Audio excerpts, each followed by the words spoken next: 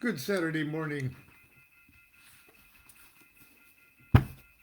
Now, I've got all sorts of plans about what I was going to talk about this morning, and uh, but who knows how I'm going to throw it all together? It's sort of a wild, abstract thing that we're talking about because yesterday I opened up the can of worms uh, by reading from the commentaries of the book of the law.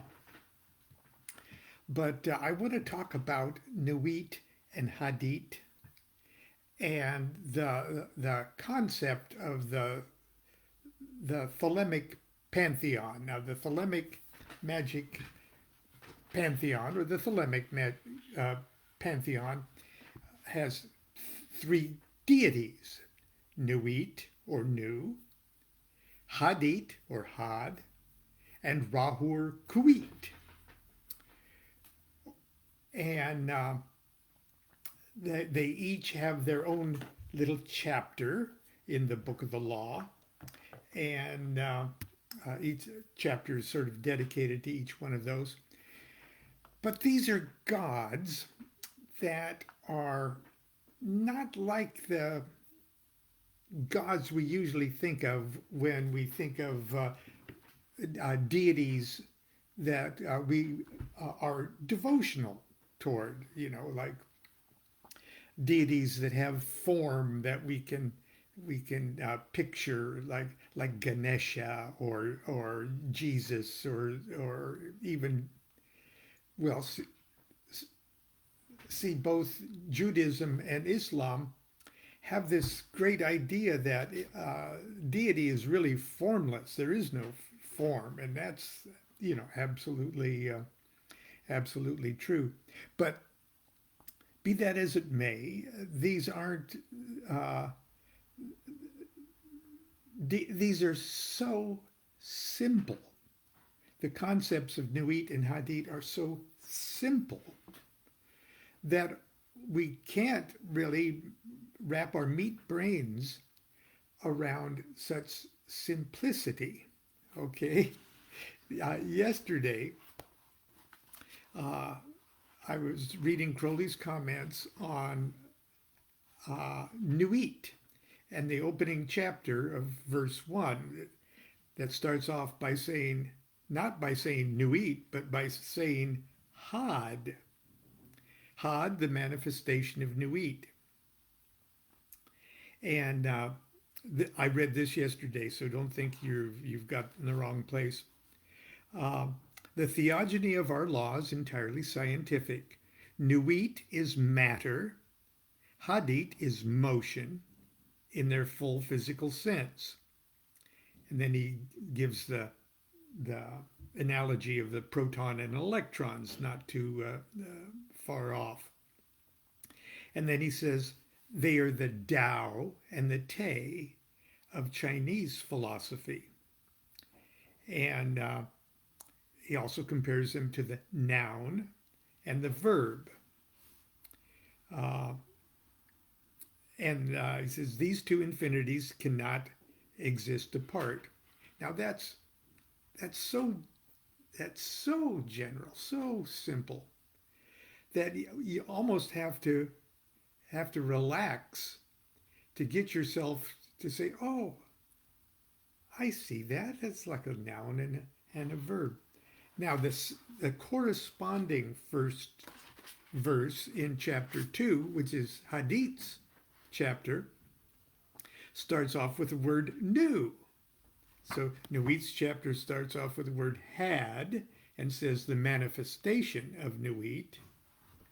And the second chapter starts off with Nu, the hiding of Hadith. And here's his comment, the new comment. We see again set forth the complementary character of Nuit and Hadith. Nu conceals Had because he is everywhere in the infinite, and she manifests him for the same reason. Every individual manifests the whole, and the whole conceals every individual. May I read that again for you?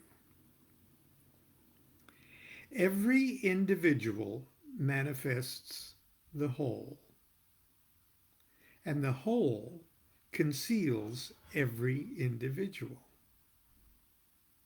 The soul interprets the universe, and the universe veils the soul. Nature understands herself by becoming self-conscious in her units. And the consciousness loses its sense of separateness by disillusion in her.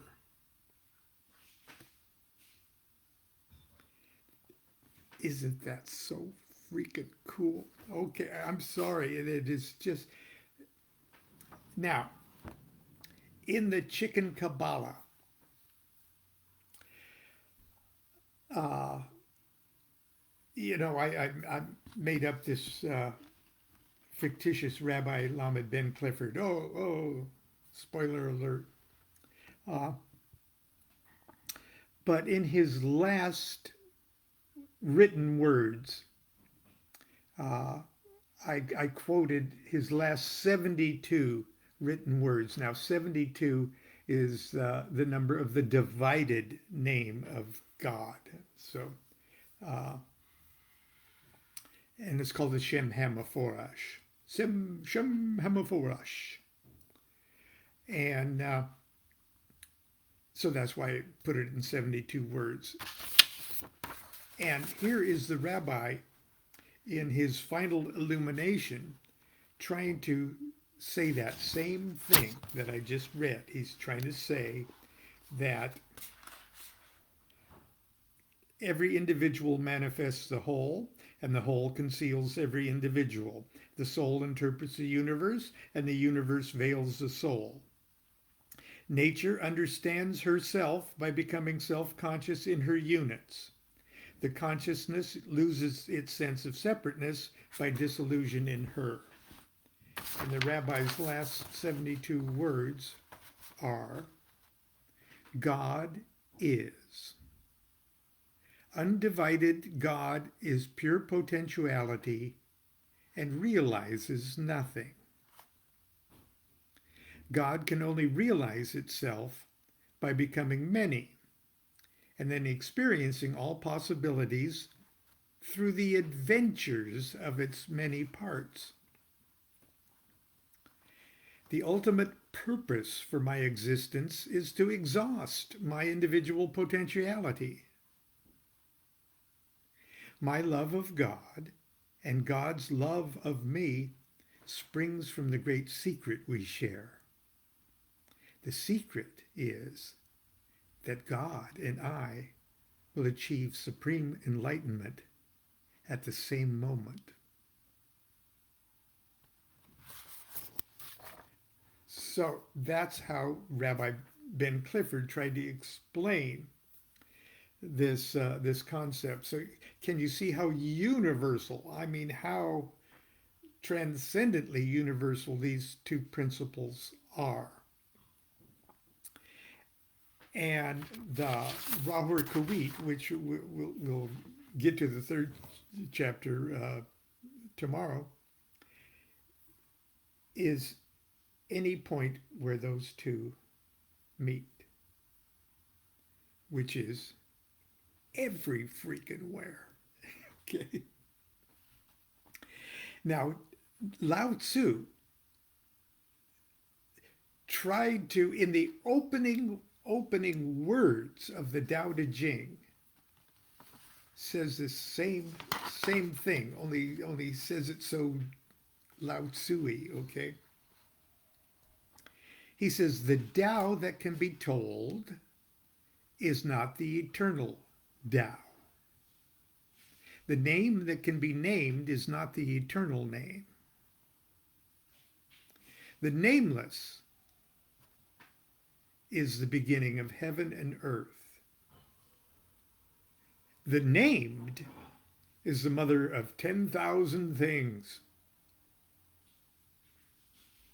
Ever desireless, and now he's uh, projecting into well, how does me, a simple meditator, figure this out?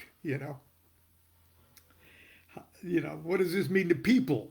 How can I gain this consciousness? Okay. And Lao Tzu goes on to say, ever desireless, one can see the mystery. Okay. Ever desiring, one can see the manifestations. So, ever desireless, one can see the mystery. In other words, to desire something, anything, means that we're dreaming we're separated from the thing we desire. There's duality. But when we're desireless, we're not trapped in the dream of duality. We've risen above duality. We've crossed the abyss.